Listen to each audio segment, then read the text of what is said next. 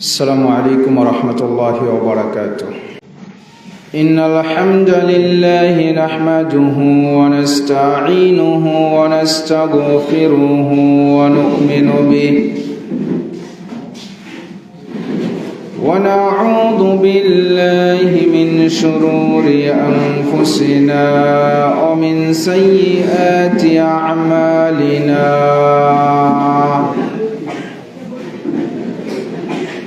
من يهده الله فلا مضل له ومن يضلله فلا هادي له، وأشهد أن لا إله إلا الله وحده لا شريك له، وأشهد أن محمدا عبده ورسوله أرسله بالحق بشيرا ونذيرا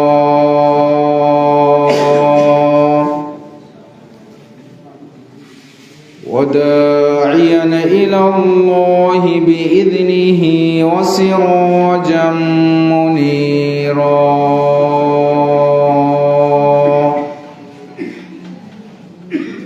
فإن خير الحديث كتاب الله، وخير الهدي هدي محمد صلى الله عليه وسلم، وشر الأمور محدثاتها، وكل محدثة بدعة، وكل بدعة ضلالة، وكل ضلالة في النار.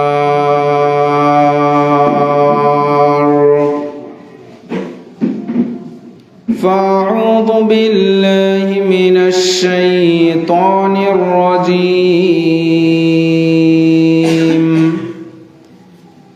بسم الله الرحمن الرحيم.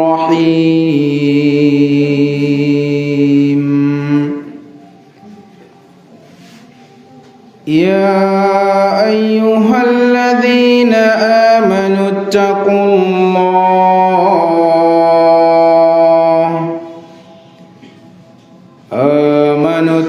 الله حق تقاته ولا تموتن إلا وأنتم مسلمون. يا أيها الناس اعبدوا ربكم الذي خلقكم من نفس واحدة، وخلق منها زوجها وبث منهما رجالا كثيرا ونساء، واتقوا الله الذي تساءلون به والأرحام، إن الله كان عليكم رقيبا.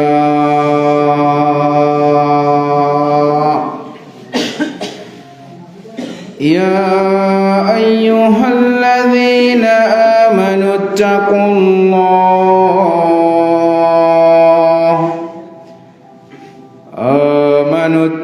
الله وقولوا قولا سديدا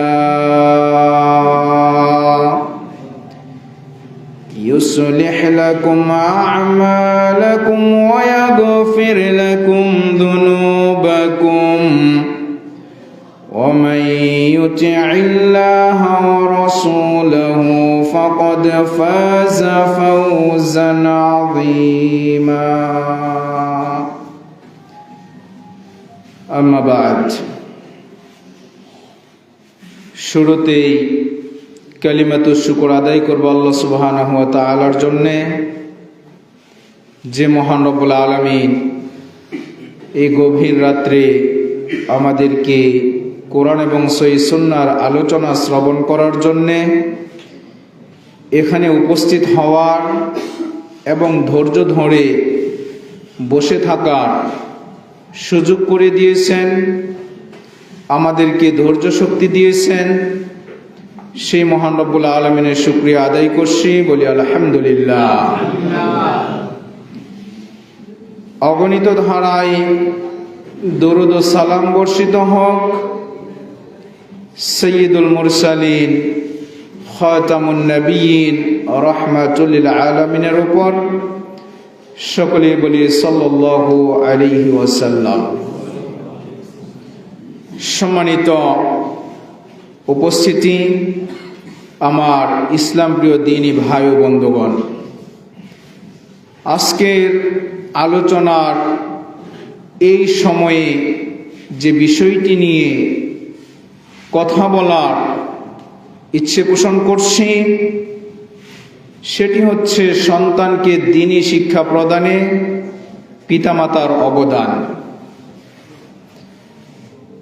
আমরা বাদ মাগরিব দাওয়াতি কাজের গুরুত্ব ফজিলত এই সংক্রান্ত আলোচনা শুনেছি। তো দাওয়াতি কাজ কে করবে?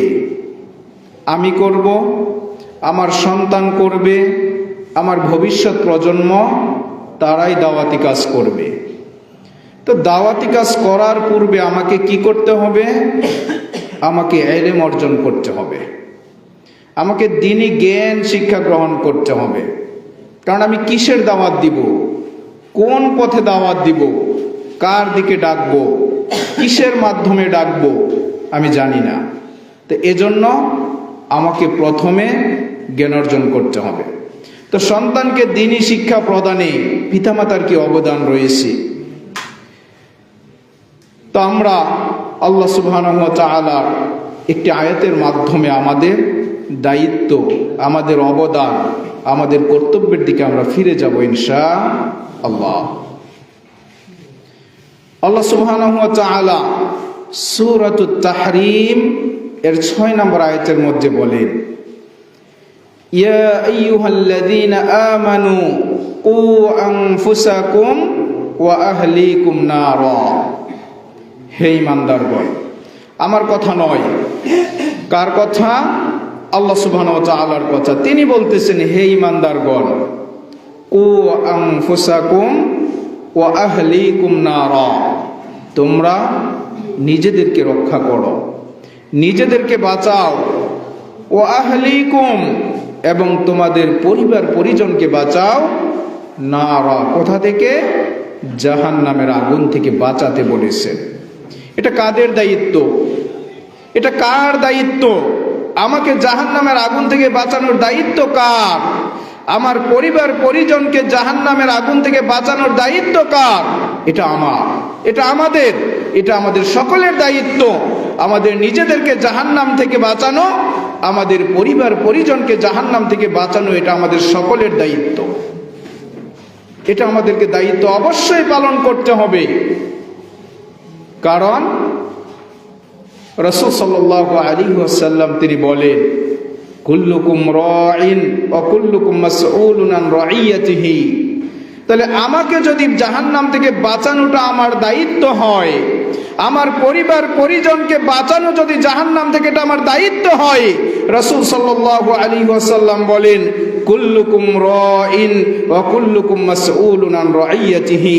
জেনে রাখো, এটা যদি তোমরা দায়িত্ব বলেই বিশ্বাস করো, তাহলে আল্লাহ সুবহানাহু ওয়া তাআলা কাল কিয়ামতের মাঠে তোমাদের প্রত্যেককে তোমাদের নিজ নিজ দায়িত্ব সম্পর্কে জিজ্ঞাসা করবেন। তাহলে একবার চিন্তা করার বিষয় যে আল্লাহ সুবহানাহু ওয়া তাআলা যদি আমাকে আমার দায়িত্ব সম্পর্কে জিজ্ঞাসা করেন যে আমি আমার নিজেকে জাহান্নামের আগুন থেকে বাঁচানোর জন্য কি কাজ করেছি, আমি আমার পরিবার পরিজনকে জাহান্নাম থেকে বাঁচানোর জন্য কি দায়িত্ব পালন করেছি, আল্লাহ সুবহানাহু ওয়া তাআলা যদি আমাকে আপনাকে আমাদেরকে জিজ্ঞাসা করেন, আমরা কি উত্তর দিব? এটা আমাদেরকে চিন্তা করতে হবে। আমরা কি দায়িত্বের প্রতি সচেতন? আমরা কি দায়িত্ব পালন করছি? আমরা কি আমাদের দায়িত্বের ব্যাপারে কখনো সজাগ দৃষ্টি রেখেছি যে এটা আমার দায়িত্ব, এটা আমাকে পালন করতে হবে? আমি শুধু সালাত আদায় করছি, আমি শুধু সিয়াম পালন করছি, আমার সন্তানকে সালাত আদায় করাতে হবে, আমার সন্তানকে সিয়াম পালন করাতে হবে, আমার সন্তানকে দ্বীনি শিক্ষায় শিক্ষিত করতে হবে, এই দায়িত্ব কি আমি কখনো পালন করেছি? করি নাই। যদি না করে থাকি তাহলে আমাকে আপনাকে কাল কিয়ামতের মাঠে জবাবদিহিতার আওতায় নিয়ে আসা হবে। আর আল্লাহ সুবহানাহু ওয়া তাআলা যদি জবাবদিহিতার আওতায় নিয়ে আসেন, রাসূল সাল্লাল্লাহু আলাইহি ওয়াসাল্লাম বলেন, মান নুকিশা উযিবা, যদি কাউকে সেই জবাবদিহিতার আওতায় নিয়ে আসা হয় তাহলে তাকে অবশ্যই শাস্তিপ্রাপ্ত হতে হবে। তাহলে আমরা কতটুকু দায়িত্বশীল, আমরা কতটুকু দায়িত্ব পালন করেছি? আমরা জান্নাতের আশা করি, জান্নাতে যাওয়ার জন্য আমরা কতটুকু কাজ করতে পেরেছি? আমার সন্তানকে জাহান্নামের আগুন থেকে বাঁচানো এটা আমার দায়িত্ব। রাসূল সাল্লাল্লাহু আলাইহি ওয়াসাল্লাম বলেন, মুরু আওলাদাকুম বিসসালাহ ওয়া হুম আবনাউ সাবঈ সিনিন, তোমরা তোমাদের সন্তানদেরকে সালাতের আদেশ দাও, এমত অবস্থায় তাদের বয়স হচ্ছে 7 বছর বয়স। ওই 7 বছর বয়স থেকে আমার সন্তানকে সালাতের আদেশ করতে হবে। কিন্তু আমাদের ঘরে অনেকের 7 বছরের সন্তান রয়েছে, 7 বছর পার হয়ে গিয়েছে, কিন্তু ভুলেও আমরা কোনোদিন তাদেরকে সালাতের কথা বলি নাই, আমার সন্তানকে দ্বীন শিক্ষা দেইনি। তাহলে আমি যদি আমার পরিবারকে রক্ষা করা যদি আমার দায়িত্ব হয়, আমার নিজেকে জাহান্নাম থেকে রক্ষা করা যদি আমার দায়িত্ব হয়, তাহলে আমার অন্যতম একটি দায়িত্ব হচ্ছে আমার সন্তানকে 7 বছর বয়স থেকে, যখন তার বয়স 7 বছর হবে, ওই দিন থেকে প্রতিনিয়ত 5 ওয়াক্ত সালাতের জন্য তাকে বলা যে বাবা সালাত আদায় করতে হবে। আমার মেয়ে সন্তানকে বলতে হবে যে মা তোমাকে সালাত আদায় করতে হবে, কারণ রাসূল সাল্লাল্লাহু আলাইহি ওয়াসাল্লাম বলেছেন, মান তারাকাস সালাতা মুতাআম্মিদান ফাকাদ কাফার, যদি কেউ 1 ওয়াক্ত সালাত ইচ্ছাকৃতভাবে পরিহার করে তাহলে সে ব্যক্তি কুফরি করলো, সে ব্যক্তি মুসলিম যেন থাকতে পারে, রাসূল সাল্লাল্লাহু আলাইহি ওয়াসাল্লাম বলে দিয়েছেন। রাসূল সাল্লাল্লাহু আলাইহি ওয়াসাল্লাম বলেন, বাইনাল আবদি ওয়াল কুফরি তারকুস সালাহ, একজন ইমানদার আরেকজন কাফেরের মধ্যে পার্থক্য হচ্ছে সালাত। কেন? একজন ইমানদার সে সালাত আদায় করবে, এটাই স্বাভাবিক, আরেকজন কাফের সে সালাত আদায় করবে না। সুতরাং একজন ইমানদার আরেকজন কাফেরের মধ্যে পার্থক্য নিরূপণকারী বিষয়টাই হচ্ছে সালাত। আজকে আমাদের দেশে আমরা পরিচয় দিই যে আমরা হচ্ছি 90%-এর উপরে মুসলমান, তাই না? সবাই পরিচয় দেয় কথায় কথায় যে আমরা একটা মুসলিম প্রধান দেশ, আমাদের দেশে 90%-এর উপরে মুসলিম রয়েছে। কিন্তু 90%-এর উপরে যে মুসলিম রয়েছে, আপনি যাচাই বাছাই করে দেখুন কয়টি ঘরের মধ্যে 90% মুসলমান সালাত আদায় করে? পাবেন না, পাওয়া যাবে না, পাওয়া যাবে না। আমাদের যুবক ভাইয়েরা সালাত আদায় করে না। কেন করে না? কারণ ওই যে আমার দায়িত্ব ছিল একজন অভিভাবক হিসেবে, একজন গার্ডিয়ান হিসেবে, আমার সন্তানের বয়স যেদিন 7 বছর উপনীত হয়েছে, ওই দিন থেকে আমার সন্তানকে বলবো বাবা সালাত আদায় করো। আমি কোনোদিন দায়িত্বের ব্যাপারে সচেতন ছিলাম না। আমি কোনোদিন আমার সন্তানকে বলি নাই যে বাবা মসজিদের মাইকে মুয়াজ্জিন সাহেব আযান দিয়েছে, তুমি মসজিদের দিকে যাও, তুমি সালাত আদায় করার জন্য যাও। আমি কোনোদিন তাকে বলি নাই। আমি আমার সন্তানকে দুনিয়াবি শিক্ষায় ব্যস্ত রেখেছি। শুধু তাই নয়, সালাতের সময় হয়েছে, ফজরের সময় আমার সন্তানকে ডাকবো। এই শীতের মধ্যে আমার সন্তানকে ডাকলে সন্তান কষ্ট পাবে, দরকার নেই। আমি ঘুম থেকে উঠলাম, আমার সন্তানকে সেই কম্বল কাঁথা মুড়ি দিয়ে আমি তাকে ঘুম পাড়িয়ে দিলাম। আমি এতটুকু দায়িত্ব পালন করেছি, এতটুকু দায়িত্ব পালন আমরা করেছি। কিন্তু আমার সন্তানকে যে সালাতের আদেশ দেওয়ার কথা ছিল, আমার সন্তানকে যে সেই সালাতের নির্দেশ দেওয়ার কথা ছিল, এটা আমরা করি নাই। এই দায়িত্বের ব্যাপারে আমি আপনি বড়ই বেখেয়াল ছিলাম, বড়ই বেখেয়াল ছিলাম, দায়িত্ব পালন করিনি। তো আল্লাহ সুবহানাহু ওয়া তাআলা বলেছেন, তার রাসূলের মাধ্যমে আমাদেরকে জানিয়ে দিয়েছেন, কুল্লুকুম রাঈন ওয়া কুল্লুকুম মাসউলুন আন রাঈয়াতিহি, তোমরা প্রত্যেকেই দায়িত্বশীল, আর এই দায়িত্বের ব্যাপারে জিজ্ঞাসিত হবে। আপনি চিন্তা করুন, নিজের মস্তিষ্কের মধ্যে এই ব্রেনটুকু খাটান, আমার যে দায়িত্ব রয়েছে কতটুকু পালন করলাম। কাল কিয়ামতের মাঠে যদি আমাকে দায়িত্ব সম্পর্কে জিজ্ঞাসা করা হয়, আমি কি নাজাত পাবো না আমাকে জাহান্নামীদের কাতারে দাঁড়াতে হবে? একবার চিন্তা ভাবনা করে। কারণ 7 বছর বয়সে সন্তানকে সালাত পড়তে বলিনি। আজকে আমার সন্তানকে যদি 7 বছর বয়সে আমি আমার এই দায়িত্বের প্রতি যদি সচেতন থাকতাম, আমার সন্তানকে যদি সালাত আদায় করার কথা বলতাম, তাহলে সেই 7 বছর বয়স থেকে 10 বছর পর্যন্ত 3 বছরে যদি 365 দিন হয়, আর একদিনে যদি 5 ওয়াক্ত সালাত তাকে আদায় করতে হয়, আপনি চিন্তা করুন সেই 7 থেকে 10 বছর পর্যন্ত একজন বাচ্চা মানুষের কানে যদি প্রতিনিয়ত বলা হয়, বাবা তুমি সালাত আদায় করো দৈনিক 5 বার, তাহলে এই 3 বছরে আশা করা যায় একজন সন্তান আমাদের ঘরে বেনামাজি খুঁজে পাওয়া যাবে না, একজনও পাওয়া যাবে না। কিন্তু আমাদের ঘরে এখন নামাজি খুঁজে পাওয়া যায় না, সবাই বেনামাজি। আজকে যদি হয়তো প্রশ্ন করি যে একটু হাত উঠান তো দেখি কারা কারা এশার সালাত আদায় করে এসেছেন, অনেককেই হয়তো পাওয়া যাবে যে আমরা এশার সালাত আদায় করিনি। তাহলে আলোচনা শুনে এই জান্নাতে যাওয়া যাবে এটা কখনোই আশা করা যায় না। আলোচনা শুনে সেটা আমল করতে হবে। হয়তো বা আজকে আমরা এখান থেকে আলোচনা শুনে যাব যে সালাত আদায় করতে হবে, কারণ রাসূল সাল্লাল্লাহু আলাইহি ওয়াসাল্লাম বলেছেন বাইনাল আবদি ওয়াল কুফরি তারকুস সালাহ, একজন ঈমানদার এবং একজন মুসলমানের মধ্যে এবং একজন কাফেরের মধ্যে পার্থক্য হচ্ছে সালাত। আগামীকাল সকালে দেখা যাবে আমরা ফজরের সালাত আদায় করব না। তাহলে আলোচনা শুনে লাভ হবে না, আলোচনা শুনে জান্নাতে যাওয়া যাবে না, আলোচনা শুনেই আল্লাহ সুবহানাহু ওয়া তাআলার সন্তুষ্টি অর্জন করা যাবে না যদি সেটা আমরা আমলে বাস্তবায়ন করতে না পারি। আমার সন্তান আজকে বেনামাজি হয়েছে তার অন্যতম কারণ আমি দায়িত্বের ব্যাপারে অবচেতন ছিলাম, আমি দায়িত্বের ব্যাপারে সচেতন ছিলাম না। আমার সন্তান ফজরের সময় ঘুমিয়ে থাকবে, আমি সালাত আদায় করব, তাকে ডাকবো না, এটা হতে পারে না। আমি যেহেতু সালাতে উঠেছি, আমার সন্তানকেও সালাত আদায় করার জন্য উঠতে হবে, আমার সন্তানকে এটাতে অভ্যস্ত করতে হবে। কিন্তু এটা আমরা করিনি। আমরা কোনটা করেছি? আমি আমার সন্তানকে দিয়েছি, বাবা যাও, এই যে 10 টাকা নিয়ে যাও, দোকান থেকে বিড়ি কিনে নিয়ে আসো, এই যে 10 টাকা নিয়ে যাও, দোকান থেকে সিগারেট কিনে নিয়ে আসো, এই যে 10 টাকা নিয়ে যাও, এই সুদের উপরে এই টাকাটা খাটিয়ে আসো, দেখি তুমি কত লাভবান হতে পারো। এই শিক্ষা আমি আমার সন্তানকে দিয়েছি, কিন্তু আমি আমার সন্তানকে কখনো সালাতের শিক্ষা দেইনি। সাহাবাগণ রাদিয়াল্লাহু তাআলা আনহুম, তিনারা সেই ছোট মাসুম বাচ্চাদেরকে তিনারা রোজার জন্য প্র্যাকটিস করাতেন, প্রশিক্ষণ দিতেন। তারা বলেন যে আমাদের বাচ্চারা যখন ক্ষুধার তাড়নায় রোজা রাখতে যখন ক্লান্ত হয়ে যেত, কান্নাকাটি করতো, খাবার চাইতো, আমরা তাদের হাতে খেলনা ধরিয়ে দিতাম। ওই খেলনা দিয়ে খেলতে খেলতে তারা ক্ষুধার চিন্তা ভুলে যেত। এভাবে দেখা যায় ইফতারির সময় হতো, আর আমরা আমাদের বাচ্চাদেরকে বলি যে না বাবা, রোজা রাখার দরকার নেই, রোজা রাখলে তোমার স্বাস্থ্য নষ্ট হয়ে যাবে, রোজা রাখলে তুমি এসএসসিতে A+ পাবে না, রোজা রাখলে তুমি প্রাইভেটে ঠিক মতো মনোযোগী হবে না, তুমি লেখাপড়া করতে পারবে না, তোমার রোজা রাখার দরকার নেই, তুমি 3 বেলা পেট পুরে ভালোভাবে খাও আর তুমি ভালোভাবে লেখাপড়া করো, কারণ তোমাকে যে A+ পেতে হবে, তোমাকে যে ডাক্তার হতে হবে, তোমাকে যে ইঞ্জিনিয়ার হতে হবে, তোমাকে যে ব্যারিস্টার হতে হবে, এই শিক্ষা দিয়েছি। আমার সন্তানকে সালাত আদায় করতে হবে, এই শিক্ষা আমি মোটেও দেই। তাহলে রাসূল সাল্লাল্লাহু আলাইহি সাল্লাম বলেছেন কুল্লুকুম মাসউলুন আন রাইয়াতিহি, তোমাদের প্রত্যেককে তোমাদের দায়িত্ব সম্পর্কে জিজ্ঞাসা করা হবে। চিন্তা করেন সেই জিজ্ঞাসার সময় আমাদের অবস্থা কেমন হতে পারে। শুধু সালাত আদায় করলেই জান্নাতে যাওয়া যাবে না, সন্তানের প্রতি দায়িত্ব ছিল, এটা পালন করিনি।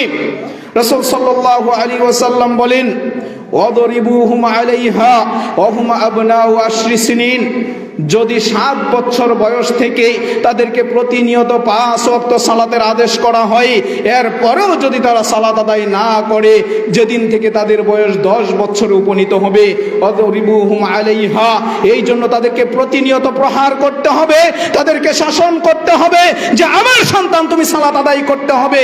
আমার সন্তান সালাত আদায়বিহীন বাড়িতে থাকতে পারে না, আমার সন্তান সালাত আদায়বিহীন এই দুনিয়ায় বেঁচে থাকার তার কোনো অধিকার নেই, আমার বাড়িতে থাকার তার কোনো অধিকার নেই, তাকে সালাত পড়তে হবে। যদি আপনি তার দায়িত্বশীল গাইডিয়ান হন, তাহলে সন্তানকে অবশ্যই নির্দেশনা দিতে হবে। দেইনি, আমরা এটা ভুলে গিয়েছি। সালাত একটি গুরুত্বপূর্ণ ইবাদত, এটা আমরা ভুলে গিয়েছি। আমাদের দায়িত্ব, এটা আমরা ভুলে গিয়েছি। আমাদের যে দায়িত্ব ছিল সন্তানকে দ্বীনি শিক্ষায় শিক্ষিত করা, এটা আমরা ভুলে গিয়েছি, কারণ আমরা নগদে বিশ্বাসী।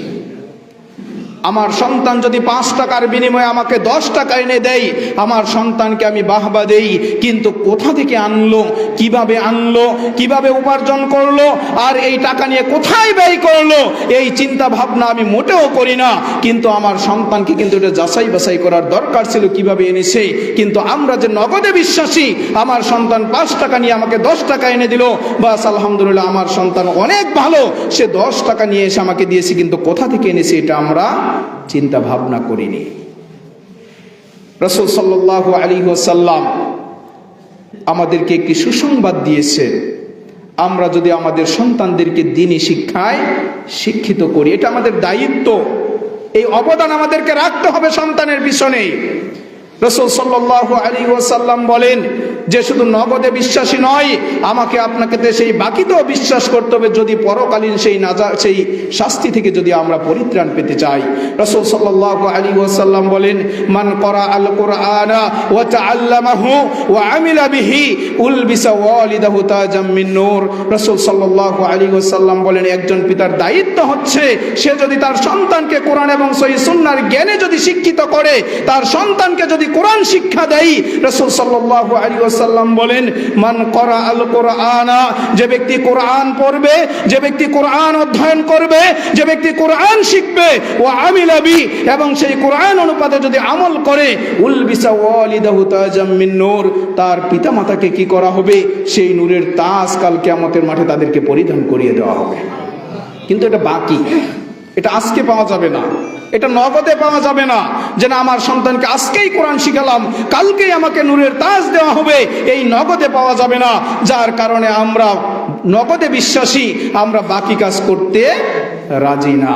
এজন্য সন্তানকে দুনিয়াবি শিক্ষায় শিক্ষিত করে আমার সন্তান ডাক্তার হবে, আমার সন্তান ইঞ্জিনিয়ার হবে, আমার সন্তান ব্যারিস্টার হবে, আমার সন্তান অনেক কিছু হবে, কিন্তু আমার সন্তানের কোরআন পড়ার দরকার নেই। কারণ কোরআনের ফলাফল তো হচ্ছে বাকিতে, সেটা পরকালে পাওয়া যাবে। পরকালে মরার পর যা হয় হোক সেটা পরের বিষয়। আমার দুনিয়াতে বাড়ি গাড়ি টাকা পয়সা সকল কিছু দরকার, আমাকে আগে দুনিয়াতে সেই যশ খ্যাতি এগুলো অর্জন করতে হবে। আমার সন্তান কিভাবে আমাকে টাকা এনে দিতে পারবে, সেই চিন্তা ভাবনাটা আমার মধ্যে সর্বদা কাজ করে। আজকে যার কারণে দেখা যায় আমার সন্তান সুদের উপর টাকা ইনকাম করতে বিন্দু পরিমাণ সে কোনো চিন্তা ভাবনা করে না। আমার সন্তান ঘুষের ব্যবসায় লেনদেন করতে বিন্দু পরিমাণ চিন্তা ভাবনা করে না। আমার সন্তান হারাম পন্থায় উপার্জন করতে কখনো চিন্তা ভাবনা করে না, পিছপা হয় না। অথচ রাসূল সাল্লাল্লাহু আলাইহি ওয়াসাল্লাম বলেছেন, কাল কিয়ামতের মাঠে কয়েকটি প্রশ্নের উত্তর না দেওয়া পর্যন্ত বনি আদম সেখান থেকে তার এক পাও নাড়াতে পারবে না। তার মধ্যে অন্যতম একটি বিষয় হচ্ছে যে এই টাকা পয়সা কোথা থেকে ইনকাম করেছে এবং এই টাকা পয়সা কোথায় ব্যয় করা হয়েছে, এই প্রশ্নের উত্তর দিতে হবে। তারপরে সেখান থেকে আমাকে আপনাকে নড়তে হবে। জিজ্ঞাসা করিনি, প্রয়োজন মনে করিনি, কারণ সন্তান তো আমাকে দিচ্ছে, আমি খাচ্ছি, আমার পেট চলছে, আমার দুনিয়া চলছে, এত জিজ্ঞাসা করার কি রয়েছে? আমি বলছি না যে আমাদের সন্তানদেরকে ডাক্তার বানানো যাবে না, আমি বলছি না আমার সন্তানদেরকে ইঞ্জিনিয়ার বানানো যাবে না, ব্যারিস্টার বানানো যাবে না, অবশ্যই বানাতে হবে। না হলে চিকিৎসা কারা করবে, না হলে ইঞ্জিনিয়ারিং কারা করবে, কারা ব্যারিস্টারগিরি করবে, অবশ্যই এবার এটা ফরজ জ্ঞান। ঠিক যেমনি ভাবে সালাত আদায় করা ফরজ, ঠিক যেমনি ভাবে সিয়াম পালন করা ফরজ, ঠিক একই ভাবে ইলমে দ্বীন অর্জন করা, কোরআন এবং সহিহ সুন্নাহ শিক্ষা করা ফরজ। এটা শিখতে হবে।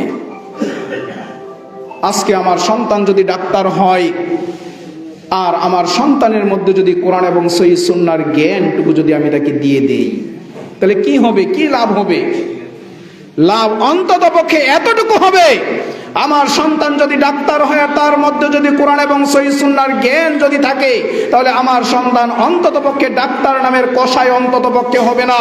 আমার সন্তান অন্ততপক্ষে ওই ইমার্জেন্সিতে শুয়ে থাকা রোগীকে ধরার আগে বলবে না আমাকে আগে ভিজিট পেশ করতে হবে, তারপর আমি তার গায়ে হাত দিব। ওই সিজারের রোগীকে আমাকে আগে ভিজিট প্রদান করতে হবে, তারপর আমি তার সিজারের কাজ শুরু করব। ওই অপারেশনের রোগীকে আমাকে আগে অপারেশনের টাকা সেই বাজেট পেশ করতে হবে, এরপর আমি তার গায়ে হাত দিব। এর আগে আমি আমার অপারেশন শুরু করব না। অন্ততপক্ষে আমার সন্তান এতটুকু বলবে না, কারণ আমার সন্তানের মধ্যে দ্বীনি ইলমের সেই শিক্ষা রয়েছে, তার মধ্যে আল্লাহর ভয় রয়েছে। সে অন্ততপক্ষে এতটুকু মানবিক হবে, সে অন্ততপক্ষে তার এই পেশাটাকে সেবা হিসেবে গ্রহণ করবে। সে যতটুকু পারে আমাকে দিয়েছে, কিন্তু তার চিকিৎসা আমাকে করতে হবে। কখন? যখন আমার সন্তানের মধ্যে দ্বীনি ইলম থাকবে, যখন আমার সন্তানের মধ্যে দ্বীনি জ্ঞান থাকবে, কোরআন এবং সহিহ সুন্নাহর জ্ঞান থাকবে, যখন সে আল্লাহকে ভয় করবে, তখন সে তার এটাকে ব্যবসা হিসেবে গ্রহণ করতে সে ভয় করবে, জানে এটা আমার জন্য মোটেও উচিত নয়। আমার আল্লাহকে আমি ভয় করি, আমি জাহান্নামকে ভয় করি, আমি জান্নাতে প্রবেশ করতে চাই, সুতরাং এই ধরনের কার্যকলাপ আমাকে দিয়ে কখনোই সম্ভব নয়। আমার সন্তান ইঞ্জিনিয়ার হতে পারে, অস্বাভাবিক কিছু নয়, ইসলাম এটাকে হারাম করেনি, কিন্তু আমার সন্তানের মধ্যে যদি কোরআন এবং সহিহ সুন্নাহর জ্ঞান থাকে, অন্ততপক্ষে আমার সন্তান ইঞ্জিনিয়ার নামে ওই চোরটুকু হবে না, মানুষের সাথে ওই ডাকাতি করবে না, মানুষকে 10 টাকার হিসাব দিয়ে অন্ততপক্ষে তার পকেট থেকে 10 লক্ষ টাকা বের করে নেবে না, এতটুকু করবে না, কারণ তার মধ্যে আল্লাহর ভয় রয়েছে, সে আল্লাহকে ভয় করে, সে সালাত আদায় করে, সে জাহান্নামকে ভয় পায়, যে না আমি যেই চুরি করে টাকা নিব, আমি যে তাকে ধোঁকা দিয়ে টাকা নিব, আমাকে তো কাল কিয়ামতের মাঠে আমাকে জবাব দিতে হবে। অন্ততপক্ষে আমার আপনার সন্তান ওই ইঞ্জিনিয়ার নামের চোরটুকু অন্ততপক্ষে হবে না, এই ভয় তার মধ্যে থাকবে। আমার সন্তান উকিল হবে, ব্যারিস্টার হবে, কোনো আপত্তি নেই, হতে পারে, কিন্তু তার আগে আমাকে আমার সন্তানকে দ্বীনি ইলম শিক্ষা দিতে হবে, যার উপকারিতা যেটা হবে, আমার সন্তান ওই উকিল নামের মিথ্যুক অন্ততপক্ষে হবে না। উভয় পক্ষের বাদী বিবাদী দুইজনের পক্ষ থেকে টাকা নিবে, এক পক্ষে মিথ্যা রায় দিয়ে দিবে, আমার সন্তান অন্ততপক্ষে এটা করবে না। আমার সন্তান যেটা সঠিক সেটাই ফয়সালা দেওয়ার চেষ্টা করবে, কারণ তার মধ্যে আল্লাহর ভয় রয়েছে, তার মধ্যে জাহান্নামের ভয় রয়েছে, সে জান্নাতের আশা করে, সে আল্লাহ সুবহানাহু ওয়া তাআলাকে রব হিসাবে বিশ্বাস করে। দুনিয়ার আর কেউ আমাকে দেখুক বা না দেখুক, দুনিয়ার আর কেউ আমাকে পর্যবেক্ষণ করুক বা না করুক, দুনিয়ার আর কারো কাছে আমি ধরা পড়ি বা না পড়ি, সেই বিশ্ব জগতের প্রতিপালক মহান রব্বুল আলামিন তিনি আমাকে দেখছেন, তিনি আমাকে পর্যবেক্ষণ করছেন। আমি যদি আজকে এখানে মিথ্যা কথার মাধ্যমে দুই পক্ষের কাছ থেকে টাকা নিয়ে আমার পকেট গরম করি, তাহলে কাল কিয়ামতের মাঠে আল্লাহ সুবহানাহু ওয়া তাআলার কাছে আমাকে জবাব দিতে হবে। আর এই জবাব যদি আমি সঠিকভাবে দিতে না পারি, তাহলে আমাকে জাহান্নামে যেতে হবে। আমার সন্তান অন্ততপক্ষে এতটুকু ভয় করবে কখন? যখন তার মধ্যে কোরআন এবং সহিহ সুন্নাহর জ্ঞানটুকু থাকবে। আর এটা কখন সম্ভব? এটা তখনই সম্ভব যখন আমি আপনি একজন দায়িত্বশীল পিতা হব, যখন আমি আমার সন্তানকে কোরআন এবং সহিহ সুন্নাহর শিক্ষা দিব। রাসূল সাল্লাল্লাহু আলাইহি ওয়াসাল্লাম বলেন, মা মিন আবদিন, এমন কোন ব্যক্তি নেই, ইয়াস্তারঈহিল্লাহু রাইয়াতান, আল্লাহ সুবহানাহু ওয়া তাআলা যাকে দায়িত্ব দিয়েছেন, ইয়ামুত ইয়াউমা ইয়ামুত, সে তার স্বাভাবিকভাবে যেদিন মৃত্যুবরণ করার কথা সেদিন মৃত্যুবরণ করবে, ওয়া গাশুল লিরাইয়াতিহি, আর এমত অবস্থায় সে তার দায়িত্বের প্রতি ধোঁকাবাজি করলো, এসে এমত অবস্থায় সে তার দায়িত্বের প্রতি অবহেলা করলো, যথাযথভাবে দায়িত্ব পালন করলো না, ইল্লা হারামাল্লাহু আলাইহিল জান্নাহ, আল্লাহ সুবহানাহু ওয়া তাআলা তার উপর জান্নাতকে হারাম করে দিবেন। যারা তাদের দায়িত্বের ব্যাপারে সচেতন নয়, তাহলে আমার সন্তানকে সালাতের আদেশ করা যদি আমার দায়িত্ব হয়, আমার সন্তানকে জাহান্নাম থেকে রক্ষা করা যদি আমার দায়িত্ব হয়, তাহলে চিন্তা করেন আমি কতদিন আমার সন্তানকে সালাতের আদেশ করেছি, কতদিন আমি চেষ্টা করেছি আমার সন্তানকে জাহান্নাম থেকে রক্ষা করার। এই দায়িত্বের প্রতি অবহেলা করার কারণে আমাকে সালাত আদায় করেও জাহান্নামে যেতে হবে, আমাকে সিয়াম পালন করেও জাহান্নামে যেতে হবে। কারণ রাসূল সাল্লাল্লাহু আলাইহি সাল্লাম বলেছেন, ওয়া গাশুল লিরাইয়াতিহি, আমি আপনি আমাদের দায়িত্বের ব্যাপারে খেয়ানত করেছি, দায়িত্ব সঠিকভাবে পালন করিনি, আল্লাহ সুবহানাহু ওয়া তাআলা আমাকে আপনাকে অবশ্যই সেই জাহান্নামের ইন্ধন হিসাবে নিক্ষেপ করবেন, কারণ দায়িত্বের ব্যাপারে অবচেতন ছিলাম, দায়িত্ব পালন করিনি। আমার যে দায়িত্ব সন্তানকে দ্বীনি ইলম শিক্ষা দেওয়া, আমার যে দায়িত্ব সন্তানকে কোরআন সুন্নাহ শিক্ষা দেওয়া, এই দায়িত্ব পালন করিনি। আমার সন্তানকে যে সালাত কিভাবে আদায় করতে হয় এটা শিক্ষা দিব, এই দায়িত্ব আমরা পালন করিনি। এটা অভিভাবক হিসাবে আমাদের দায়িত্ব ছিল। আমরা যদি ফিরে যাই সেই ইব্রাহিম আলাইহিস সালাতু ওয়াস সালামের দিকে, তিনি পিতা হিসেবে কি দায়িত্ব পালন করেছেন? ইব্রাহিম আলাইহিস সালাম মহান রব্বুল আলামিনের কাছে দোয়া করেছেন, রব্বি জাআলনি মুকিমাস সালাতি ওয়া মিন যুররিয়াতি রব্বানা ওয়া তাকাব্বাল দুআ। ইব্রাহিম আলাইহিস সালাম মহান রবের কাছে দোয়া করেছিলেন, রব্বি জাআলনি মুকিমাস সালাহ, হে মহান রব্বুল আলামিন আমাকে সালাত প্রতিষ্ঠাকারীদের অন্তর্ভুক্ত করো, ওয়া মিন যুররিয়াতি, এবং আমার ভবিষ্যৎ প্রজন্ম যারা রয়েছে, আমার সন্তান যারা রয়েছে, তাদেরকে তুমি নামাজি হিসাবে কবুল করো, রব্বানা ওয়া তাকাব্বাল দুআ, হে আল্লাহ তুমি আমার দোয়াকে কবুল করে নাও, তুমি আমার দোয়াকে মঞ্জুর করে নাও, তুমি আমার দোয়াকে কবুল করো না। আমি এবং আমার সন্তানাদি যেন, আমার ভবিষ্যৎ প্রজন্ম যেন নামাজি হতে পারি, আমার ভবিষ্যৎ প্রজন্ম এবং আমি যেন সালাত আদায়কারী হতে পারি। এই দোয়া ইব্রাহিম আলাইহিস সালাম মহান রবের কাছে করেছেন। আমি আপনি কয়দিন করেছি? এটা দায়িত্ব ছিল, এটা কর্তব্য ছিল আমাদের। কয়দিন করেছি? সালাতে দাঁড়িয়ে সন্তানের জন্য কয়দিন দোয়া করেছি? কয়দিন আল্লাহ সুবহানাহু ওয়া তাআলার কাছে এভাবে চেয়েছি, রব্বি হাবলি মিনাস সালিহিন, হে আল্লাহ আমাকে একটি সৎ সন্তান দান করো। আমরা আল্লাহ সুবহানাহু ওয়া তাআলার কাছে সন্তান চেয়েছি। এমন অনেকের ক্ষেত্রে হয়েছে, যখন আমার সন্তান হয় না চলে গিয়েছি মাজারে, উমুক বাবার কাছে চলে গিয়েছি, আমাকে সন্তান দাও, বিভিন্ন পীরের কাছে গিয়েছি, আমাকে সন্তান দাও, শিরকে লিপ্ত হয়েছি, কিংবা শিরকে লিপ্ত না হয়ে আল্লাহর কাছে চেয়েছি। কিন্তু কয়দিন আল্লাহ সুবহানাহু ওয়া তাআলার কাছে চেয়েছি, রব্বি হাবলি মিনাস সালিহিন, আল্লাহ আমাকে একজন সৎ সন্তান দাও, আল্লাহ আমাকে একজন নেককার সন্তান দাও। কারণ দুনিয়াতে সন্তান অনেকেরই রয়েছে, ওই সন্তান কাল কিয়ামতের মাঠে আমার আপনার বিপদের কারণ হয়ে দাঁড়াবে। এই সন্তান আমাকে আপনাকে জাহান্নামে পৌঁছাবে, জান্নাতে যেতে পারবো না এই সন্তানের কারণে। বরঞ্চ এর চেয়ে যারা নিঃসন্তান রয়েছে, যাদের সন্তান নেই, তারা আমার আপনার চেয়ে সৌভাগ্যবান। অন্ততপক্ষে আল্লাহ সুবহানাহু ওয়া তাআলা ওই যে বলেছেন, ইন্নামা আমওয়ালুকুম ওয়া আওলাদুকুম ফিতনা, তোমাদের সন্তান এবং তোমাদের সম্পত্তি হচ্ছে তোমাদের জন্য পরীক্ষা স্বরূপ, তোমাদের জন্য ফিতনা স্বরূপ। অন্ততপক্ষে যাদের ওই যে সন্তান নেই, যারা সন্তানবিহীন রয়েছেন, তারা অন্ততপক্ষে এই সন্তানের ফিতনা থেকে বেঁচে যাবেন। কারণ তাদের সন্তান নেই, আমাদের সন্তান রয়েছে। আমরা আল্লাহ সুবহানাহু ওয়া তাআলার কাছে সৎ সন্তান চাইনি।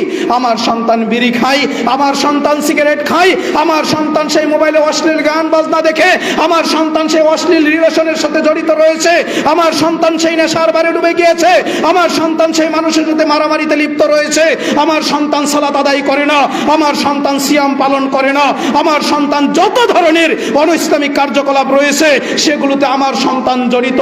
আল্লাহ সুবহানাহু ওয়া তাআলা বলেছেন, ইন্নামা আমওয়ালুকুম ওয়া আওলাদুকুম ফিতনা, তোমাদের সন্তান এবং তোমাদের সম্পদগুলো হচ্ছে তোমাদের জন্য ফিতনা, তোমাদের জাহান্নামে যাওয়ার কারণ। কয়দিন চেয়েছি? এই দায়িত্ব কয়দিন পালন করেছি? রব্বি হাবলি মিনাস সালিহিন, আল্লাহ আমাকে একটা সৎ সন্তান দাও। চাই নাই কখনো, আল্লাহ সুবহানাহু ওয়া তাআলার কাছে চাইনি, প্রয়োজন মনে করিনি। আমরা মনে করেছি আমাদের সন্তান হয়েছে, বাস এটাই যথেষ্ট, আমার সন্তান আছে এটাই আমার জন্য যথেষ্ট। আমার সন্তানকে বিড়ি খাওয়া শিক্ষা দিয়েছি, আমার সন্তানকে সিগারেট খাওয়া শিক্ষা দিয়েছি, আমার সন্তানকে মারামারি শিক্ষা দিয়েছি, আমার সন্তানকে গালিগালাজ করা শিক্ষা দিয়েছি, আমার সন্তান আমার উপর আক্রমণ করলে কিভাবে অন্যকে আক্রমণ করতে হবে সেটা শিক্ষা দিয়েছি। কিন্তু আমার সন্তানকে কখনো সালাতের শিক্ষা দেইনি, আমার সন্তানকে কিভাবে মুরব্বীদেরকে সম্মান করতে এই শিক্ষা দেইনি, আমার সন্তানকে কিভাবে ছোটদেরকে স্নেহ করতে হয় এই শিক্ষা দেইনি, আমার সন্তানকে সালাতের শিক্ষা দেই নাই, সিয়ামের শিক্ষা দেই নাই, আমার সন্তানকে কোরআন কিভাবে তেলাওয়াত করতে হবে এই শিক্ষা দেইনি, আমার সন্তানকে রাসূলের আদর্শ শিক্ষা দেইনি, আমার সন্তানকে শিক্ষা দিয়েছি কিভাবে সুদ খেতে হয়, আমার সন্তানকে শিক্ষা দিয়েছি কিভাবে ঘুষ খেতে হয়, আমার সন্তানকে শিক্ষা দিয়েছি কিভাবে অন্যের জমি জোর জবরদস্তি করে দখল করে নিতে হয়, এটা শিক্ষা দিয়েছি। কিন্তু কোরআন হাদিসের শিক্ষা দেইনি।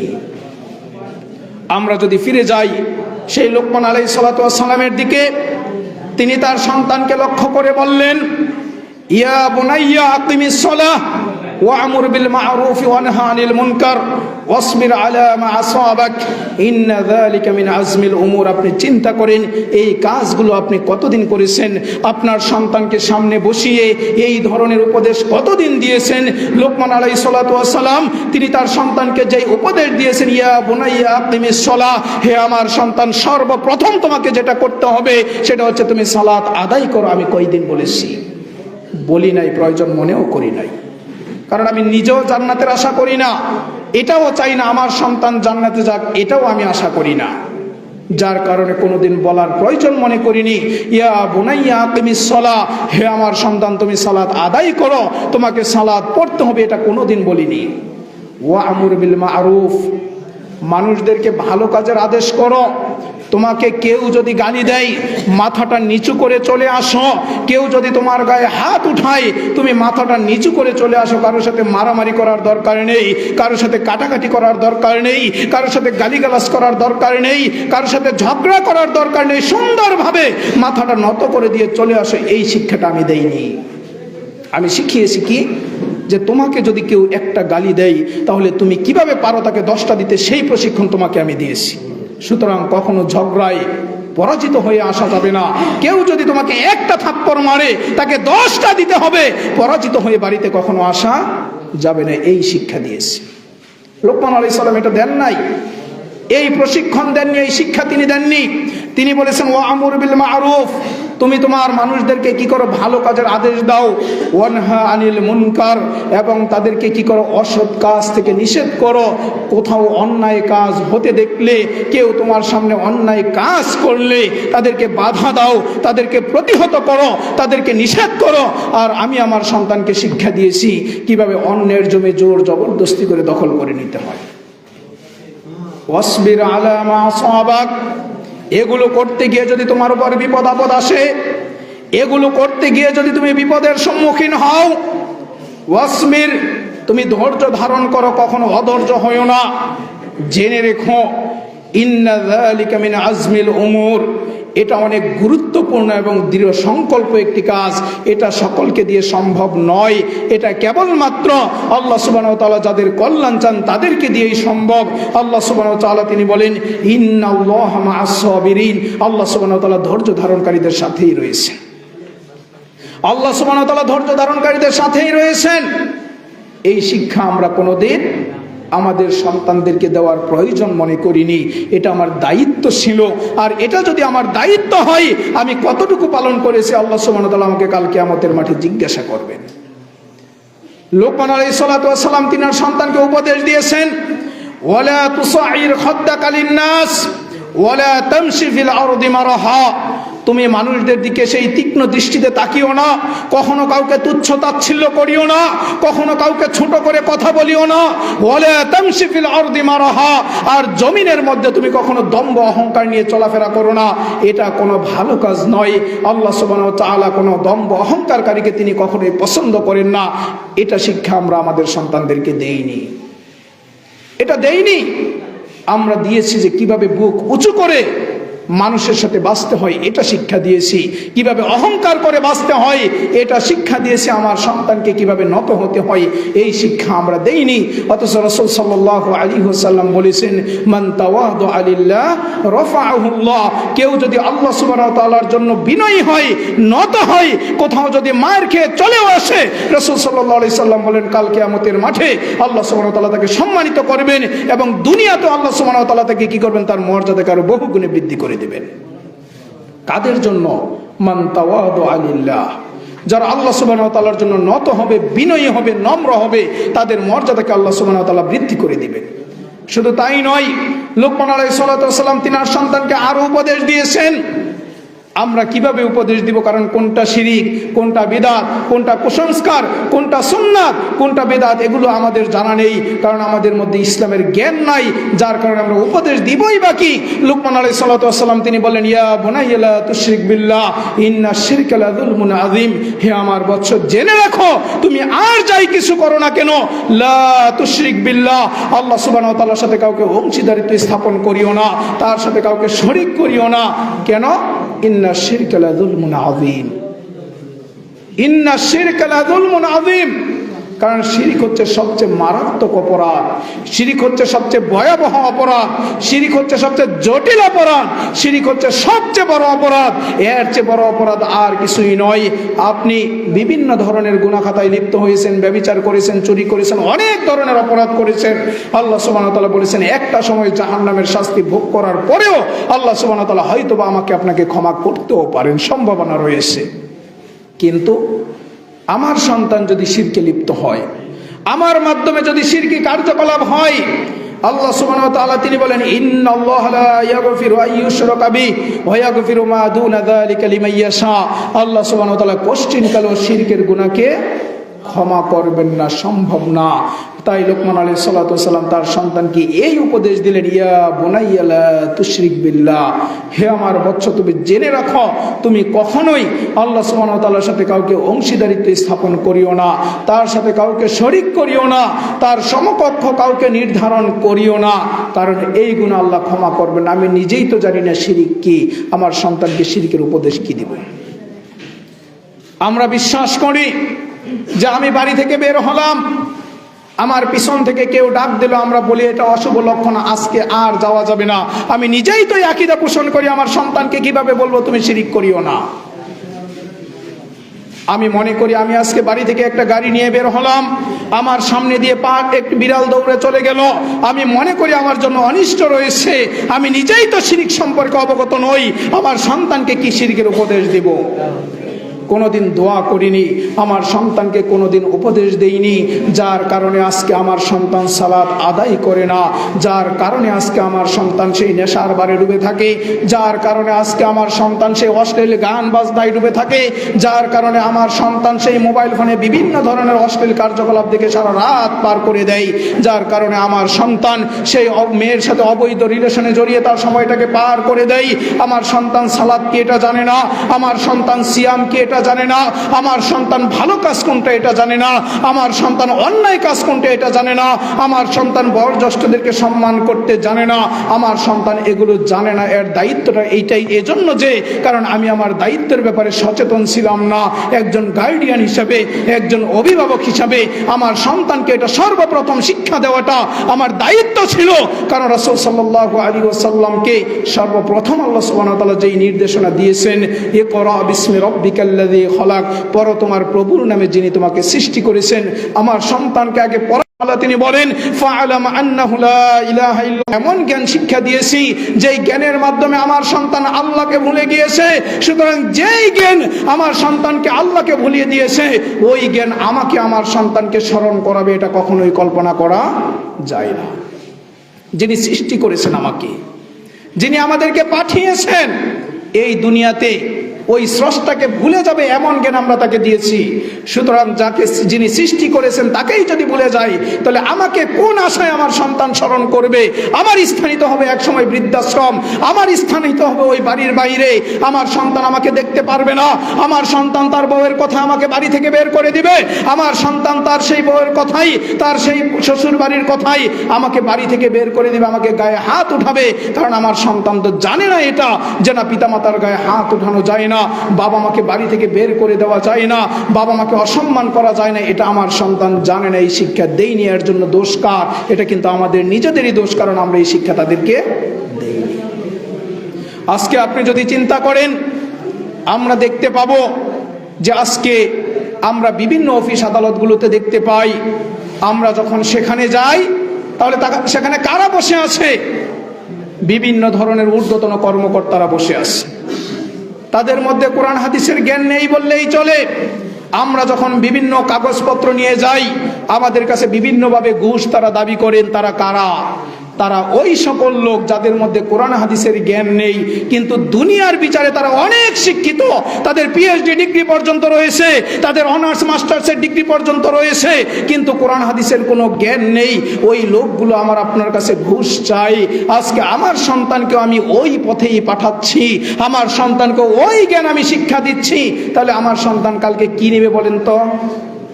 আমার সন্তানও ঘুষ চাবে, কারণ আমি জেনে শুনে আমার সন্তানকে সেখানে পাঠাচ্ছি। আমি জানি যে এই পোস্টে গেলে আমার সন্তান ঘুষ খাবে, তারপরও আমি পাঠাচ্ছি। কোন আশায় পাঠাচ্ছি? কারণ আমি চাই আমার সন্তান ঘুষ খাক, আমি চাই আমার সন্তান সুদী কারবারে জড়িত হোক, আমি চাই আমার সন্তান হারাম পন্থায় উপার্জন করুক। আর যে হারাম পন্থা উপার্জনের শিক্ষা দিলাম, ওই হারাম পন্থায় গিয়ে আমার সন্তান আল্লাহকে ভুলে গিয়েছে, আমার সন্তান আমাকেও ভুলে যাবে, এটাই খুব স্বাভাবিক বিষয়। আমরা দুনিয়ার বুকে ইসলামকে প্রতিষ্ঠা করতে চাই, আমরা দুনিয়ায় শান্তিতে বাঁচতে চাই, আমরা বাংলাদেশ থেকে সেই অপরাধ রয়েছে সেগুলোকে আমরা বিতাড়িত করতে চাই, আমরা দুর্নীতি থেকে বিতাড়িত করতে চাই, কিন্তু আমাদের পদ্ধতি জানা নেই যে আমরা কিভাবে নিব, কিভাবে সেই দুর্নীতিকে আমরা প্রতিরোধ করবে, এটা আমাদের জানা নেই।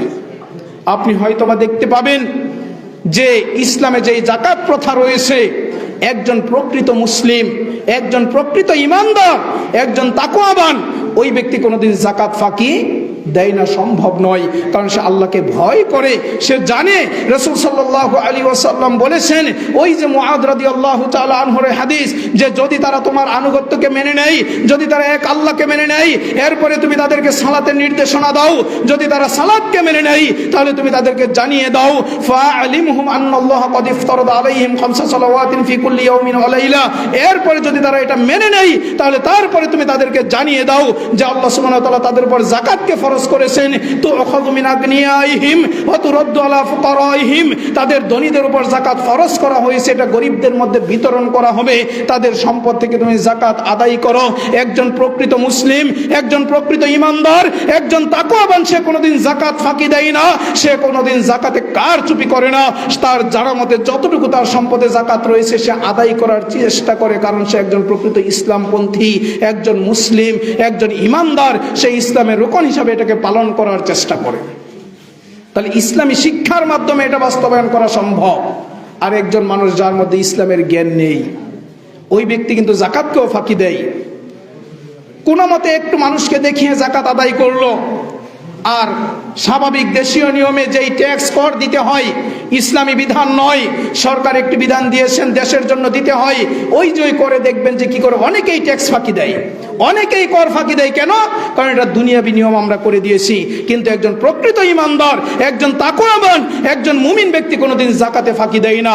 এটা আমাদেরকে এই শিক্ষাই দেয় যে যদি আমরা ইসলামী শিক্ষায় শিক্ষিত হই, যদি আমাদের সন্তানরা ইসলামী শিক্ষায় শিক্ষিত হয়, আমাদের সন্তানরা যদি কোরআন এবং সহিহ সুন্নাহর শিক্ষায় শিক্ষিত হয়, তাহলে আমাদের ঘরে সেই দুর্নীতিপনা সেটা বাদ হয়ে যাবে, আমাদের সমাজে এটা থাকবে না, আমাদের দেশে এটা থাকবে না।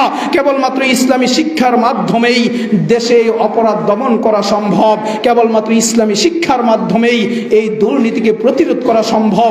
আমার সন্তান যদি সালাত আদায় করে, আমার সন্তান যদি সিয়াম পালন করে, আমার সন্তানের মধ্যে যদি ইসলামের ভয় থাকে, আমার সন্তানের মধ্যে যদি সেই জাহান্নামের ভয় থাকে, আমার সন্তান কোনোদিন সুদী কারবারে জড়িত হবে না। আর দুনিয়াবি সকল শিক্ষা যদি তাকে দেওয়া হয়, কিন্তু ইসলামী শিক্ষা তার মধ্যে নেই, আপনি দেখবেন আপনার সন্তান চিন্তা ভাবনা করবে কিভাবে আমি রাতারাতি বড়লোক হতে পারি, কিভাবে রাতারাতি আমি বাড়ি গাড়ি করতে পারি।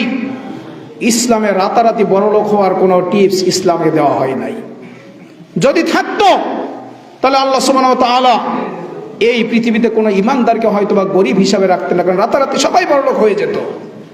সুতরাং আমার সন্তানকে এমন শিক্ষা কোনোদিন দিব না যেই শিক্ষা আমার সন্তানকে হারাম পন্থায় উপার্জন করবে। রিজিকের জন্যই তো উপার্জন। রাসূল সাল্লাল্লাহু আলাইহি ওয়াসাল্লাম বললেন যে যদি তোমরা আল্লাহ সুবহানাহু ওয়া তাআলার উপর পরিপূর্ণ ভরসা করো, লাউ আন্নাকুম তাওয়াক্কালুনা আলাল্লাহি হাক্কা তাওয়াক্কুলি, রাসূল সাল্লাল্লাহু আলাইহি ওয়াসাল্লাম তিনি বলেন যদি তোমরা আল্লাহ সুবহানাহু ওয়া তাআলার উপর পরিপূর্ণ ভরসা করো, রাসূল সাল্লাল্লাহু আলাইহি ওয়াসাল্লাম বলেন যদি তোমরা আল্লাহ সুবহানাহু ওয়া তাআলার উপর পরিপূর্ণ ভরসা করো, তাকওয়াবান হও, লা রুজিকতুম কামা ইউরজাকুত তায়রু। আমরা তো রিজিকের জন্য উপার্জন করি, আমরা তো রিজিকের জন্য সুদের উপর টাকা নেই, আমরা তো রিজিকের জন্য ঘুষের উপর টাকা নেই, আমরা তো রিজিকের জন্যই সে আমাদের দোকানপাটগুলোতে বিড়ি সিগারেটের ব্যবসা করি, আমরা তো এই রিজিকের জন্যই আমাদের সেই চায়ের স্টলগুলোতে সেই নাটক সিনেমা এগুলো ছাড়িয়ে রাখি, যেন লোকজন এখানে জড়ো হয়, যেন তারা অশ্লীল কার্যকলাপ দেখতে পায়। লোকজন যখন জড়ো হবে আমার দোকানে হাজার হাজার টাকার কেনা বেচা হবে। কেন? কারণ আমি রিজিক অন্বেষণ করতে এখানে এসেছি। রাসূল সাল্লাল্লাহু আলাইহি ওয়াসাল্লাম তিনি বলেন লাউ আন্নাকুম তাওয়াক্কালুনা আলাল্লাহি হাক্কা তাওয়াক্কুলি, যদি তোমরা আল্লাহ সুবহানাহু ওয়া তাআলার উপর পরিপূর্ণ ভরসা করো, যদি তোমরা তাকওয়ার সাথে আল্লাহ সুবহানাহু ওয়া তাআলার উপর ভরসা করো, লা রুজিকতুম, তোমরা অবশ্যই রিজিক প্রাপ্ত হবে, কামা ইউরজাকুত তায়রু, যেইভাবে পাখিগুলো রিজিক প্রাপ্ত হয়, যেভাবে তাদেরকে রিজিক দেওয়া হয়, তাগুদু খিমাসা ওয়া তারুহু বিতানা, তারা কিভাবে রিজিক প্রাপ্ত হয়, তারা সকালবেলা খালি পেটে বাসা থেকে বের হয়ে যায়, আবার সন্ধ্যা সময় তারা ভরা পেটে রিজিকে নিয়ে ফিরে আসে। কে তাদের রিজিকের ব্যবস্থা করলো? তারা তো আমার আপনার মতো সেই খেতে খামারে কাজ করেনি, তারা তো আমার আপনার মতো সেই বিড়ি সিগারেটের ব্যবসা করেনি, তারা তো আপনার মতো সেই চায়ের দোকানে টিভি ভিসিআর লাগিয়ে সেখানে মানুষদেরকে অশ্লীল কার্যকলাপ দেখিয়ে কোনো টাকা পয়সা দিয়ে তারা চা বিক্রি করেনি। তাহলে কোথা থেকে আসলো? রিজিকের মালিক আল্লাহ। আল্লাহ সুবহানাহু ওয়া তাআলা তাদেরকে রিজিকের ব্যবস্থা করে দিয়েছেন। রিজিকের জন্য কখনো হারাম পন্থায় যাওয়ার প্রয়োজন নেই, রিজিকের জন্য কখনো সুদের উপর টাকা লাগানোর দরকার নেই, রিজিকের জন্য কখনো ঘুষের উপর টাকা লাগানোর দরকার নেই, কারণ রিজিকের মালিক হচ্ছে আল্লাহ। আমি যদি ভরসা করি আমি কাজ করলেই রিজিক প্রাপ্ত হব, তাহলে আকীদা আমার সঠিক নয়। আমি চেষ্টা করব, আল্লাহ সুবহানাহু ওয়া তাআলা আমাকে রিজিক দিবেন। সুতরাং একজন প্রকৃত ঈমানদার কখনো সুদি কারবারে জড়িত হতে পারে না। হতে পারে তারা যারা নিজেদেরকে মুখে মুখে মুসলিম বলে দাবি করে কিন্তু প্রকৃত মুসলিম নয়। তাহলে এই শিক্ষা আমার সন্তানকে দিতে হবে, এটা আমাদের দায়িত্ব, এটা অভিভাবক হিসাবে আমাদের কর্তব্য। আর এই দায়িত্ব যদি আমরা পালন না করি তাহলে কাল কিয়ামতের মাঠে রাসূল সাল্লাল্লাহু আলাইহি ওয়াসাল্লাম বলেন, অহুয়া গাশুল লিরাইয়াতিহি ইল্লা হারামাল্লাহু আলাইহিল জান্নাহ। যদি কেউ তার দায়িত্বের ব্যাপারে খেয়ানত করে আল্লাহ সুবহানাহু ওয়া তাআলা কাল কিয়ামতের মাঠে তার জন্য জান্নাতকে হারাম করে দিবেন। তাহলে আমরা কি আমাদের সন্তানদেরকে সালাতের কথা বলি? আমাদের যাদের সন্তান রয়েছে আমরা কি তাদেরকে সালাতের কথা বলি? আমরা আমাদের সন্তানদেরকে সালাতের নির্দেশনা দেই না, আমরা আমাদের সন্তানদেরকে সিয়ামের নির্দেশনা দেই না, আমরা আমাদের সন্তানদেরকে ভালো কাজের নির্দেশনা দেই না, আমরা আমাদের সন্তানদেরকে অসৎ কাজের নির্দেশনা দেই। আমরা আমাদের সন্তানদেরকে কিভাবে দুনিয়া অর্জন করা যায় সেই শিক্ষা আমরা আমাদের সন্তানদেরকে দিই। এটা মোটেও কাম্য নয়, এটা আমাদের বিপদগ্রস্ততার কারণ হয়ে দাঁড়াবে। তাই আসুন, আমরা এতদিন ভুল করেছি, বুঝতে পারি নাই যে সন্তানকে দ্বীনি শিক্ষায় শিক্ষিত করতে হবে। আমরা নিজেরাও যদি লাভবান হতে চাই, আমাদের সন্তানদেরকেও যদি পরকালে লাভবানদের খাতায় তাদেরকে যোগ করাতে চাই, আমরা আমাদের পরিবার পরিজনদেরকেও যদি সেই লাভবানদের কাতারে দাঁড় করাতে চাই, তাহলে অবশ্যই এখনই সময় আমরা আমাদের সন্তানদেরকে সর্বপ্রথম দ্বীনি শিক্ষায় শিক্ষিত করব। অন্তত পক্ষে এতটুকু আমরা করতে পারি, আমার সন্তানকে আমি অন্তত পক্ষে সূরা ফাতিহাটা শিক্ষা দিব। সে 5 ওয়াক্ত সালাতে যখন সূরা ফাতিহা পাঠ করবে, ওই আমার আমলনামায় ওই সওয়াব লিপিবদ্ধ হতে থাকবে। কারণ সূরা ফাতিহা এমন একটি সূরা, আমার সন্তান অন্ততপক্ষে যদি সালাতের শিক্ষা পায়, সে দৈনিক কম করে হলেও 5 বার সূরা ফাতিহা পাঠ করবে। আর এই সূরা ফাতিহাতে যেই তেলাওয়াত রয়েছে, এই তেলাওয়াতের বিনিময়ে আল্লাহ সুবহানাহু ওয়া তাআলা আমার আমলনামায় সওয়াব দিবেন। অন্ততপক্ষে আমার সন্তানকে এই শিক্ষাটুকু দেওয়া উচিত। আমাদেরকে অবশ্যই নিয়ত করতে হবে যে না, আমাদের যে দায়িত্ব, আমাদের যে কর্তব্য, এই দায়িত্ব কর্তব্য পালনের জন্য আমরা কখনো পিছপা না হই। আমরা চেষ্টা করব, চেষ্টায় ব্যর্থ হতে পারি। নূহ আলাইহিস সালাতু ওয়াস সালাম, তিনি সন্তানের কাছে, তিনার সন্তান তিনার দাওয়াত গ্রহণ করেননি। তিনার সন্তান সেই জাহান্নামীদের কাতারে চলে গিয়েছেন, তিনার দাওয়াত কবুল করেননি। চেষ্টা ব্যর্থ হতে পারে। নূহ আলাইহিস সালাম চেষ্টা করেছেন কিন্তু চেষ্টা ব্যর্থ হয়েছে। আমাদের চেষ্টাও ব্যর্থ হতে পারে। ইব্রাহিম আলাইহিস সালাম তিনার বাবার ব্যাপারে দোয়া করেছেন, চেষ্টা করেছেন, হেদায়েত প্রাপ্ত হয় নাই। কিন্তু আমাদের দায়িত্ব চেষ্টা করা, আমাদের সন্তান যেন আজকে থেকে 5 ওয়াক্ত সালাত আদায় করে, এই প্রতিজ্ঞাবদ্ধ আমাদের হতে হবে। আমি বাড়িতে থাকবো, আমার সন্তান সালাত আদায় করবে না, এটা হতে পারে না। আমার সন্তান অন্ততপক্ষে নেশার বারে আর যাবে না, এই প্রতিজ্ঞাবদ্ধ আমাকে হতে হবে। আমার সন্তান আর বিড়ি সিগারেট খাবে না, এই প্রতিজ্ঞাবদ্ধ আমাকে হতে হবে। আমার সন্তান আজকে থেকে আর কোনোদিন ফরজ সিয়াম ত্যাগ করবে না, এই প্রতিজ্ঞাবদ্ধ আমাকে হতে হবে। আমার সন্তান বড়দেরকে সম্মান করবে, আমার সন্তান ছোটদেরকে স্নেহ করবে, আমার সন্তান ভালো কাজ করবে, কোনোদিন অন্যায় কাজের সাথে সে আপোষ করবে না। এই শিক্ষা আমার সন্তানকে দিতে হবে। আমার সন্তান 2, 4, 5, 10 টাকায় নিজেকে বিক্রি করে দিবে, এই শিক্ষা যেন আমার সন্তানকে না দেই। এই পিতামাতা হিসেবে, অভিভাবক হিসেবে এই প্রতিজ্ঞাবদ্ধ আমাকে হতে হবে। আমার সন্তানকে আমি কোনোদিন কোনো অন্যায়ের সাথে আপোষ করতে শিখাবো না। আমার সন্তান সালাত আদায় করবে, আমার সন্তান সিয়াম পালন করবে, আমার সন্তান কোরআন পড়বে, আমার সন্তান রাসূলের আদর্শে আদর্শিত হবে। এই প্রতিজ্ঞাবদ্ধ আমাদেরকে হতে হবে। আমরা আমাদের সন্তানদেরকে অবশ্যই সেই 7 বছর বয়স থেকে আমরা তাদেরকে সালাতের জন্য নির্দেশ দিব। আমরা তাদেরকে তাদেরকে নিয়ে সামনে বসে কোরআন তেলাওয়াত করব, আমরা তাদেরকে নিয়ে বসে সেই হাদিস পাঠ করব। আমার সন্তান ওই কথাগুলোই শিখবে, ওই কোরআনের আয়াতগুলো শিখবে, ওই হাদিসের বাণীগুলো শিখবে। আমার সন্তানকে শিক্ষা দেওয়ার অন্যতম কারিগর হচ্ছে আমি। আমার সন্তানকে আমাকেই শিক্ষা দিতে হবে, কারণ আমার সন্তান প্রথমে, আমার সন্তানের প্রথম শিক্ষক হচ্ছে আমি। আমি যেটা শিখাবো, যেদিকে তাকে ধাবিত করব, আমার সন্তান সেটাই শিখবে। তাই আসুন আমরা অন্ততপক্ষে এই প্রতিজ্ঞাবদ্ধ যেন হই। আমরা আজকে থেকে হয়তোবা ভুল হয়েছে, হতে পারে মানুষ মাত্রিক ভুল, আল্লাহ সুবহানাহু ওয়া তাআলা তিনি বলেছেন লা তাকনাতু মির রাহমাতিল্লাহ, ভুল হয়ে গিয়েছে, হতে পারে, তোমরা নিরাশ হয়ো না। আল্লাহ সুবহানাহু ওয়া তাআলা ইন্নাল্লাহা ইয়াগফিরুয যুনুবা জামিআ, তিনি সমস্ত গুনাহ খাতাগুলোকে ক্ষমা করে দিবেন যদি বান্দা তওবা করে ফিরে আসে। আমার সন্তান যেন আজকে থেকে 5 ওয়াক্ত সালাত আদায় করে। আজকে আমরা যারা যুবক ভাইয়েরা রয়েছি, যারা এশার সালাত আদায় না করে এখানে এসেছি, আমরা অবশ্যই এই প্রতিজ্ঞাবদ্ধ হব, এখান থেকে গিয়ে আমি কি করব, অবশ্যই এশার সালাত আদায় করে তারপর শুভ। আমরা এই প্রতিজ্ঞাবদ্ধ হব, আমি প্রতিদিন 5 ওয়াক্ত সালাত আদায় করব। আগামী কালকে থেকে কোনো ফজরের সালাত আমার মিস যাবে না, এই প্রতিজ্ঞাবদ্ধ আমি হব। কারণ আমি যে জাহান্নামকে ভয় করি, আমি যে জান্নাতে যেতে চাই, আমি যে আল্লাহ সুবহানাহু ওয়া তাআলাকে সন্তুষ্ট করতে চাই। আমাদের যুবক ভাইদেরকে অবশ্যই এগিয়ে আসতে হবে ইসলামকে প্রতিষ্ঠা করতে হলে, কিন্তু বেনামাজি যুবক নয়। অবশ্যই আমাদেরকে ইসলামপন্থী কোরআন হাদিসের শিক্ষায় শিক্ষিত হতে হবে। আল্লাহ সুবহানাহু ওয়া তাআলা আমাদের প্রত্যেককে কোরআন এবং সহিহ সুন্নাহর শিক্ষায় শিক্ষিত হয়ে আমরা যেন আমাদের সমাজের নেতৃত্ব দিতে পারি, আমাদের সমাজকে যেন আমরা প্রতিষ্ঠা করতে পারি, আমাদের সমাজে যেন ইসলামের সেই বাণীগুলো যেন আমরা ছড়িয়ে দিতে পারি। আল্লাহ সুবহানাহু ওয়া তাআলা আমাদের সকলকে সেই তৌফিক দান করুন, আমিন। আমাদের যারা ছোট ছোট বাচ্চা রয়েছে, আমরা যেন তাদেরকে দ্বীনি প্রতিষ্ঠানে ভর্তি করতে পারি। আল্লাহ সুবহানাহু ওয়া তাআলা আমাদের সকলকে সেই তৌফিক দান করুন, আমিন। সর্বোপরি আল্লাহ সুবহানাহু ওয়া তাআলা আমাদেরকে যেন কল্যাণের উপর রাখেন, এবং আমরা যারা এই মাহফিলের এই অনুষ্ঠানের শেষ অবধি ধৈর্য ধারণ করে বসে রয়েছি, আল্লাহ সুবহানাহু ওয়া তাআলা যেন এই বসে থাকার বদৌলতে যেন কাল কিয়ামতের মাঠে আমাদেরকে যেন সম্মানিত করেন, আমরা যেন জান্নাতের অধিবাসী হতে পারি। আল্লাহ সুবহানাহু ওয়া তাআলা আমাদেরকে সেই তৌফিক দান করুন, আমিন।